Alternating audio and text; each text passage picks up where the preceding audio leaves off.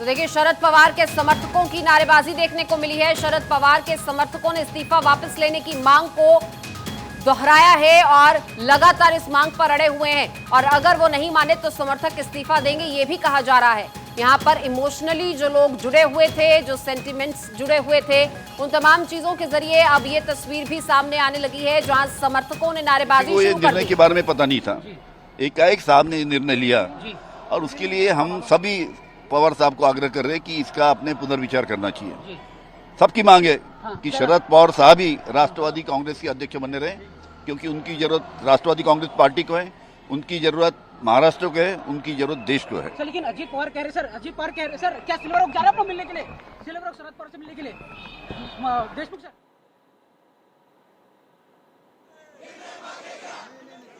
तो देखिए, आप देख रहे हैं किस तरह से समर्थकों की तरफ से यहाँ पर नारेबाजी की जा रही है। कोई भी इस बात पर यकीन नहीं कर पा रहा कि इस तरीके से उन्होंने पार्टी अध्यक्ष पद से इस्तीफा दे दिया है।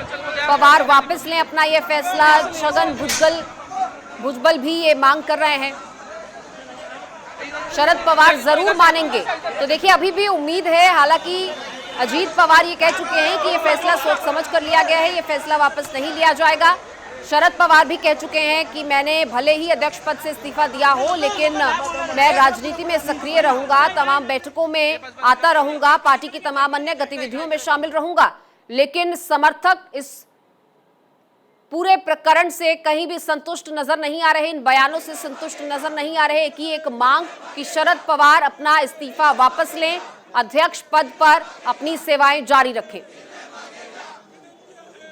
तो देखिए, शरद पवार की तरफ से दिया गया अचानक ये इस्तीफा अब लोगों के सेंटिमेंट्स को किस तरह से यहाँ पर खुरेदता हुआ नजर आ रहा है। लोग सड़कों पर उतर आए हैं और यहाँ पर सवाल तो ये है कि बॉस नया कौन होगा, लेकिन फिलहाल उससे भी पहले सवाल ये कि क्या अपने बयान को, अपने इस ऐलान को वापस लेंगे शरद पवार।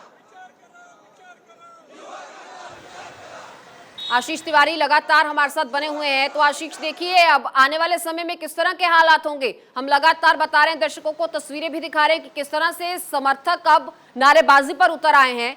क्या ये तस्वीर इससे भी विकराल हो सकती है? देखिए, जो राजनीति दिख रही है, राजनीति में हमेशा कहा जाता है कि राजनीति के आगे का हर कदम का जो अंदर की राजनीति है उसको समझना ज़रूरी है।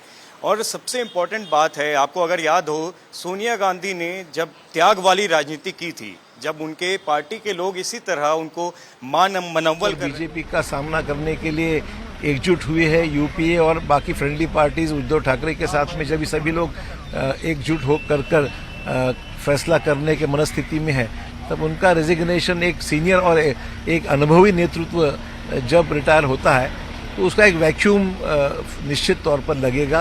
और मुझे लगता है कि उनकी जो साथ में जितने भी साथी है, जी कमेटी बनी है, उसका दोबारा उसका फेर विचार करें और पवार साहब को मना लें, ये हमारी अपेक्षा है। रिजाइन किया है, किस तरह से देखते हैं आप, क्या कहना चाहेंगे?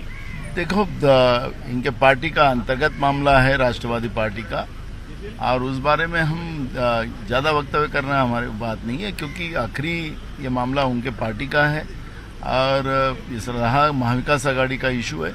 उनका मार्गदर्शन हमें मिलते रहेगा और महाविकास आघाड़ी मजबूती से चलेगी। महाविकास आघाड़ी किस तरह से देखती है, कांग्रेस किस तरह से देखती है, इसके ऊपर क्या कहना है? देखो, एक अनुभवी नेता थे, वो रहना चाहिए था, लेकिन उनके पार्टी अंतर्गत मामला है, इस पे हम क्या, अब मैं इसलिए कह रहा हूँ कि उनके पार्टी के अंतर्गत का मामला है, इसमें हम लोग बहुत ही ज़्यादा वक्तव्य करना अच्छी बात है। और उन्होंने जो बुक रिलीज की है उसमें कहा कि जो अर्ली मॉर्निंग शपथ विधि थी वो कांग्रेस की वजह से हुई है, उसके ऊपर क्या कहना चाहेंगे? हम उस विषय में, कोई वो बड़े नेता है, उनके बारे में ज़्यादा वक्तव्य करना अच्छी बात नहीं। ठीक है, थँक्यू। तो मुद्दे आहेत आज राज्यपालांना भेटण्यासंदर्भातले आम्ही तो देखिए, ये तस्वीरें आप देख रहे हैं किस तरह से इमोशंस यहाँ पर फूटे हैं और लोग यहाँ पर यकीन नहीं कर पाए।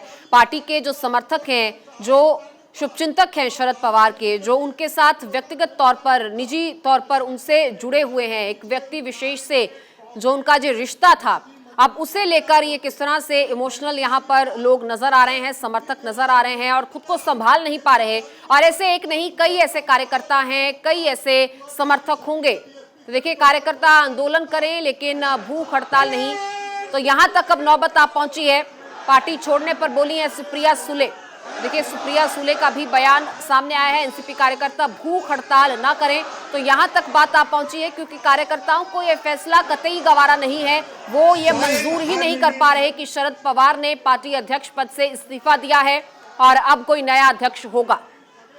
आशीष तिवारी लगातार हमारे साथ बने हुए हैं। आशीष, देखिए अब सुप्रिया सुले का बयान भी सामने आया है जहां वो कहती हैं कि भूख हड़ताल ना करें, आप प्रदर्शन कर सकते हैं, भूख हड़ताल ना करें। तो यहां तक अब बात आ पहुंची है। मैं यही सवाल आपसे पहले भी कर रही थी कि क्या ये तस्वीर और विकराल हो सकती है आने वाले समय में अगर ये फैसला वापस नहीं लिया जाता तो?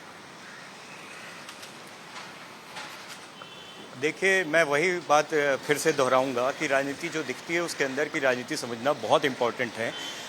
इसके पहले भी कांग्रेस पार्टी में जब सोनिया गांधी ने इस तरह का एक मूव लिया था, त्याग वाली राजनीति की थी, उनके पार्टी के बड़े बड़े सांसद और कार्यकर्ता इमोशनल दिखाई दिए थे, उनसे अपने निर्णय को बदलने की बात कही थी।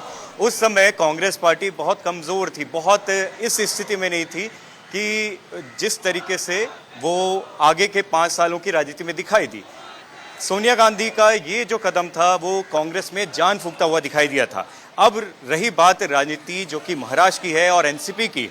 महाराष्ट्र में पिछले 1 महीने से अजीत पवार को लेकर, शरद पवार को लेकर जिस तरीके से उथल पुथल वाली राजनीति दिखाई दे रही थी, शरद पवार ने हल्का गेम नहीं खेला होगा। उनका ये मास्टर स्ट्रोक साबित हो सकता है। लोग, कार्यकर्ता, एनसीपी के जो बड़े बड़े नेता हैं वो उनसे विनती कर रहे हैं, उनसे रिक्वेस्ट कर रहे हैं। आप जैसा बोल रही हैं विकराल होती जाएगी स्थिति, कहीं ना कहीं पार्टी में एकजुटता होती जाएगी। शरद पवार के लीडरशिप में वो सब दिखाई देंगे, उनको मनाने की कोशिश करेंगे और शरद पवार का जो निर्णय होगा, उनकी समिति का निर्णय जो होगा वो सर्वमान्य होगा। अब अगर जो उनका उत्तराधिकारी है, अगर वो किसी को घोषित करते हैं तो हर किसी को मानना भी वो कहीं ना कहीं मैंडेटरी हो जाएगा। ये राजनीति समझना बहुत इंपॉर्टेंट है क्योंकि शरद पवार का मास्टर स्ट्रोक हो सकता है, जान फूंक सकता है एनसीपी में, क्योंकि अजीत पवार टूटकर बीजेपी को सपोर्ट करेंगे ऐसी पिछले कई दिनों से सरगर्मियां हैं, खबरें हैं। और अगर शरद पवार कुछ इस तरह से करते हैं कि किसी और को उम्मीदवार बनाया जाता है, किसी और को आगे बढ़ाया जाता है और उसको सब कोई सर्वमान्य करते हैं, तो कहीं ना कहीं आप ये समझिए कि पार्टी में इस तरह की जान फूंकी जाएगी जो पार्टी को आगे आने वाले जो चुनाव है उसमें बहुत मजबूती से खड़ी करेगी। बिल्कुल आशीष, अब ये देखना होगा क्योंकि देखिए विपक्षी एकजुटता के सूत्रधार भी शरद पवार को माना जाता है। ऐसे में इस मुख्य पार्टी से, प्रमुख पार्टी से अध्यक्ष पद के तौर पर उनका इस्तीफा आगे क्या रुख लेगा ये देखना रहेगा। बहरहाल समर्थकों का प्रदर्शन जारी है और भूख हड़ताल तक बात जा पहुंची है।